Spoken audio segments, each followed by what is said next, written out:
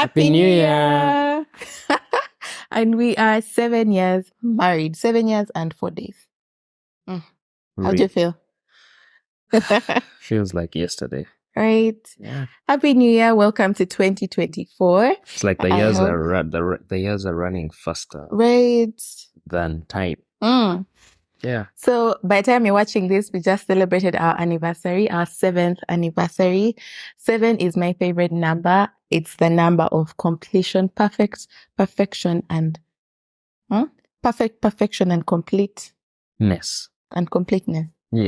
Yeah, it's my favorite number. And we're going to be sharing 7 lessons that we have learned in the past 7 years that we have been married. Before we even get any further into this video, if it's 2024 and you've not yet subscribed, please subscribe, join the Sunshine community. We share about marriage, parenting, love, a godly lifestyle, and we like to have fun as we learn together, and we are always rooting for you. So please subscribe, join the family, like this video, share it. It's the first of the year. You can start the year by subscribing. Yeah. Okay. And watch it again. Yeah. Okay, so I have 7 lessons of the things that I have learned in the past 7 years, and he has his own. So we're going to be sharing. I share my first, you share your first. Okay. Like that. Okay, so my first is, in these past 7 years, especially the past year, is I have learned to go through trials together. It's a thing that tests, like the things that test us the most are the things that have brought us closer. And I feel like for couples, like it's not always going to be smooth, but the moment you learn how to navigate trials together, and if tough seasons bring you closer together, I feel like those are the things that really grow your marriage. Yeah. And I have learned to allow the tough situations to make me like draw closer to you.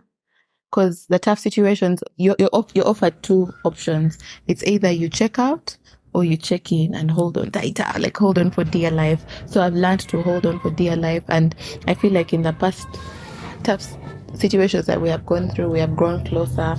We have prayed together. We have had deeper conversations together. Yeah. So that's top of my lessons. Yeah. Wow. I didn't know. Well, mine is, the first one is, some things will require God to fix. Yeah, because there's some things you complain about your spouse, or there's certain circumstances which you just can't understand how your wife can't comprehend, or she can't comprehend what I'm trying to explain. But some things have required just God himself. Just tell God, this thing is on my case. I don't like it. I'm struggling. I feel like I made the wrong choice. Fix it. He's the only one who can fix some things.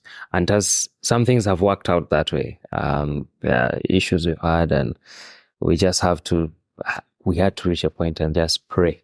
And God fixed them. Yeah. What's your second? My second is to be slow to speak.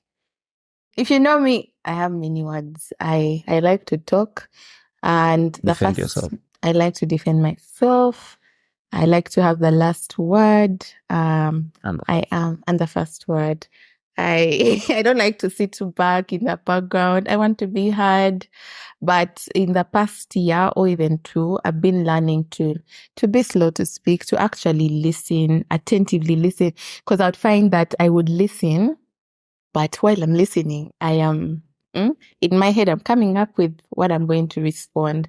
And there would even be times that I think I still do it sometimes, but I would tell my husband, I'm going to forget. Like, I have mom brain, I'm going to forget. So let me talk now. But I have learned to be slow to speak, to actually listen and hear his heart out, and then respond. And while I was thinking about this, I realized that there's a reason why God gave us 2 ears and 1 mouth. I feel like the ears need to do more work than the mouth. Yeah. So I'm learning to listen, actively listen, not just sit there and pretend that I'm listening, but really listen and hear his heart, because I know that he loves me. I know that you love me, and whatever it is that you say or do, you have done in love. Even the things that have hurt, the things that I might not understand, you've done in love. But now, if these things are hurting, how can we navigate them such that you know that, yes, this is your truth, but it hurts me in this way, and we find common ground.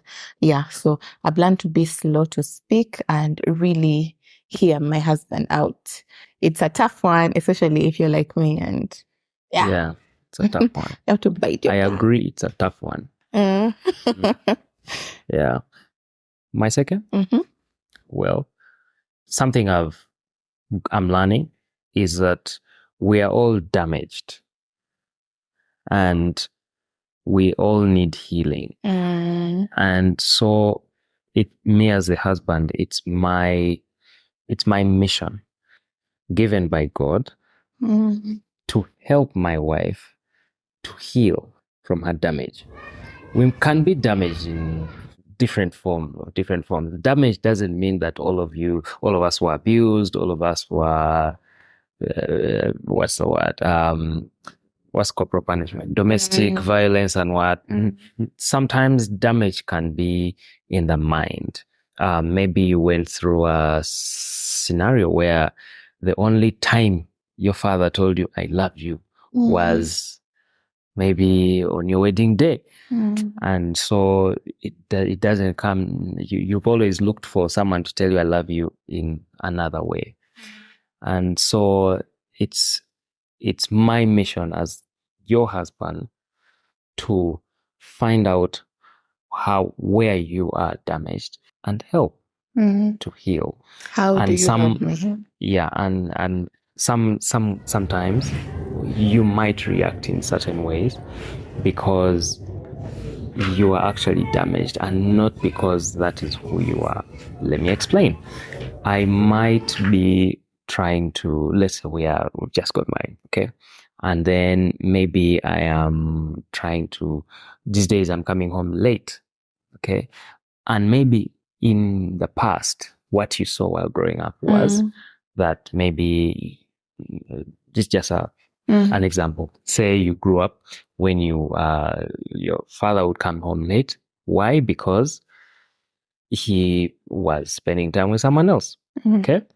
Now, in your mind, you get into the marriage with that. You get in the marriage with that mindset of, the days he comes late, he must be doing it. So when I get home, you're always jittery. You had that in your mind. Yeah, you don't even want to talk to me or what, because you have suspicions that maybe I'm doing that same thing.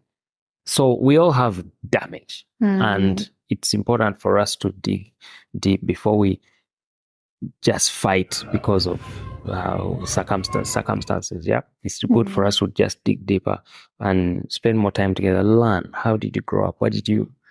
How was it at your home? How was it every day? Who did what? Yeah, it's something I'm learning. That's important. It reminds me of the saying, hurt people hurt people. Yes. Yeah, if there's something that hurt you and like created a wound, if you don't deal with that wound, then you continue to hurt other people. You start to bleed on other people. Yeah. Okay. So my third is sacrificial love. I have learned to love sacrificially. Like, look beyond myself. Yeah. If, say, I've always wanted, I don't know, a certain bag, but then I see that maybe your shoes are worn and like now I have the money for that bag, I am willing to spend that money on you for your comfort. So I've learned to sacrifice like some of my comfort, some of the things that I will find pleasure in for your comfort. And it doesn't come easy. The Bible tells us to love your neighbors the way you love yourself. Like if I would want a certain comfort for myself, am I willing to release my own comfort for the benefit of my spouse. So that one is not easy. It's real character development. I have an image of a show I want. I'll share it with you.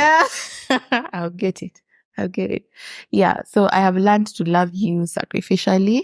And I feel like many couples need to get to a point where you learn to love your spouse sacrificially. Like if you love yourself so much, imagine you loved your spouse the way that you love yourself, the comforts that you're willing to get for yourself, the things you're willing to forego for yourself or sacrifice for yourself. Can you transfer that to your spouse? I feel like if we get to the point where we can love our spouses to that extent, our marriages will be at a much better place. Yeah. It takes away the selfishness. Something else I've learned is that women or wives don't change. Their needs don't change. It's just these changes are just similar changes. Let's call them that.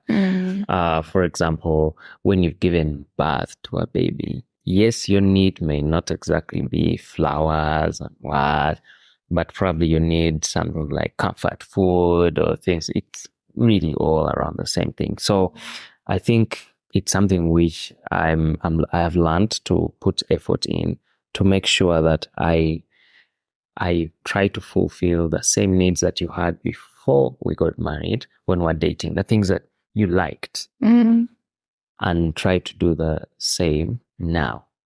But similar. You may not exactly want me to drop you home or etc., but the needs are the same. You just want to feel loved, cherished, cared for. Yeah. That's so true.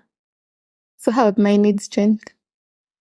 I think you like to be touched a bit more. Yeah. Yeah. I think you it's my love language. Yeah. I think you love to be affirmed more than you did then. Yeah. Just to remind you that you are beautiful, loved, cared for. Yeah. And you're still a one. I am.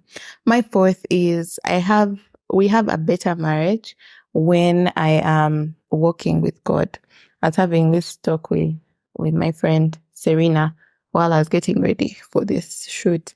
And many times we especially as wives, we rely a lot on our husbands. Like we put a lot on your shoulders.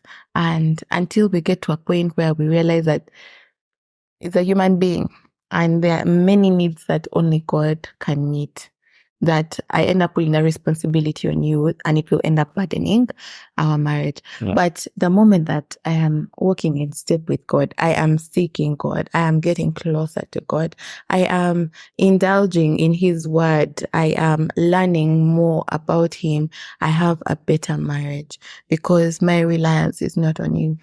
Yeah. My reliance is on God. And it puts my heart in a better posture. It makes me a better wife. We renewed our vows in November, and one of the preachers of that day said his wife started serving him like in a supernaturally dope way. And he was like, "What's up? How come you're doing all these things for me?" And she said, "When I'm doing those things, I look behind you. I don't see you. I see the person who is behind you and I see Jesus. So even when I'm kneeling, I'm seeing Jesus. When I'm serving you tea, I'm seeing, despite being tired, I'm just seeing Jesus. So you see the man who sent your husband, and that's the one that you serve. Like it is God that I'm serving." Yeah. My next one, fifth one. When kids come, it's important to look out for your person. Yeah, because we all get lost in parenting. Yeah. And the last item of the day is to tell your wife or husband good night. Yeah.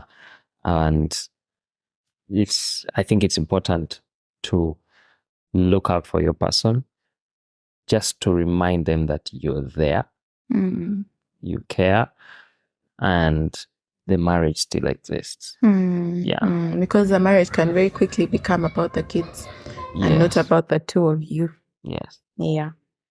This one is long. I'm going to just read it. You marry a person who has major weaknesses, and one way God is helping us is by bringing you a helper. Yeah. You marry a person whose weaknesses might be your strengths. So God is calling me to support you.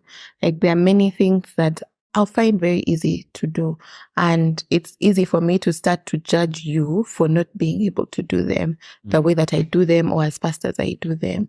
So I'm learning that like God has called me to serve you, not to judge you. Like, you are God's child. Who am I to judge you? Yeah. But there's a reason why he gave you a wife, why he gave you a helper, so that I can be able to help you, to support you in those areas that are your weaknesses, and not to point them out and judge you and say, for you, how come you don't do this first? For you, how come you're always procrastinating? But to see how can I fill in that gap, because it's my strength. It comes easy for me. So how can I fill in that gap? And vice versa, obviously. The sixth one, right? I think it's your fifth. It's my sixth. Okay. Yes. Have a support group. Yeah. And the support group must be a group of married couples. A small group. So if you are maybe 4 couples, that's fantastic. Shouldn't be more than 5 or 6 at most. Where you are able to be vulnerable, share your struggles, your wins, your projects, and how you can be able to support each other. I think that's one thing that has really kept us accountable. I think that is also one of the reasons why you need a support group, just for accountability purposes. It has really kept us accountable, because you just cannot be married alone. I think that's one thing we learned. You do marriage in community. You need a support group. Yeah. So get a group of friends that you trust, that you believe will be discreet enough, and you'll be able to have a safe space with them, and your marriage will have a better chance of survival. Mine is every year you will discover your person anew. Like, the Mark that I married in 2016 is very different from the Mark of 2023. So I am learning to see that you have a lot of potential, like more potential than I even imagined. And I'm constantly asking myself how I can support that. And I'm constantly in pursuit of trying to know you better, to learn you better. Like, for me, I'm shocked that we've been married 7 years and there are still things that I discover anew, because you're constantly changing. I am changing. So that's why it's important that we continue to date, continue to have conversations, and continue to learn each other. And I have a bonus one. Sex gets better. It gets better. If you had told us in year 1 that was the truth, we would have laughed in your face. Should we add this really to the recording? Yeah. We would have laughed in your face, because the first year we're just like, the movies are lying. Yeah. But we have a problem. Yeah, we have a problem. But sex does get better. It's a constant journey of learning. Like, even now we might feel like, we're doing well, but there's a lot more that we're learning. So open your mind to learning. Be vulnerable with one another. It's something that we have learned, to be vulnerable with one another. Like, when something does not work, just be like, nada, that's not working. And you have a conversation about it as a couple. Yeah, I'm happy to be walking into our 8th year. But I haven't said my 7th point. Oh, 7th. Yep. I think it's the same, surprisingly. Really? Point. Wait, see. Yeah. You have to discover your person. Sometimes we struggle for nothing. In quotes, we struggle for nothing. We're always complaining. He always loves soccer. He has no time for me. He always loves it. What? And there are people who love doing things like going for spelling bees and things like that. But that's who your person is. You were not born together. So they've loved soccer since maybe they were 8, 10. So you can't force them to not love soccer. Exactly. So discovering your person is more like trying to see how you can navigate or tolerate their passions and interests. Some of the things some people do, some wives or husbands, depending on who is passionate about football, is going out with them to watch the match. Let's imagine your husband is like some of us. You love cars. It's something which is not an easy thing to be passionate about, but discovering your person, knowing that this is what they love, this is what gets them excited. You can't force someone who loves cars to start loving cars. To not. It's like you're shooting them and you're dead. There are people who love cricket. And cricket, I feel like, is one of those games that is interesting for only a select few. So if your person is that kind and they're always playing cricket, maybe it's time to try and discover what the rules of the game are and things like that. The marriage gets more interesting when you take more time to discover your person rather than there are people who take long to get ready in the morning. Why? Because they desire to really perfect their looks. So what do? Will you sit in the car and honk the horn for hours, or will you try to learn how they operate and maybe convince them to wake up earlier? Yeah, you're really learning on that one. No shots fired. Yeah, are you excited for our 8th year? Yeah, I just feel like I'm growing old faster than I thought. You're still young. But the years are 8. Yeah. I thank God anyway for this far that He's brought us. Yeah, we'll definitely carry you along in our 8th year. Continue learning with us. We'll keep sharing. And happy anniversary, baby. Happy anniversary. We'll see you in the next video.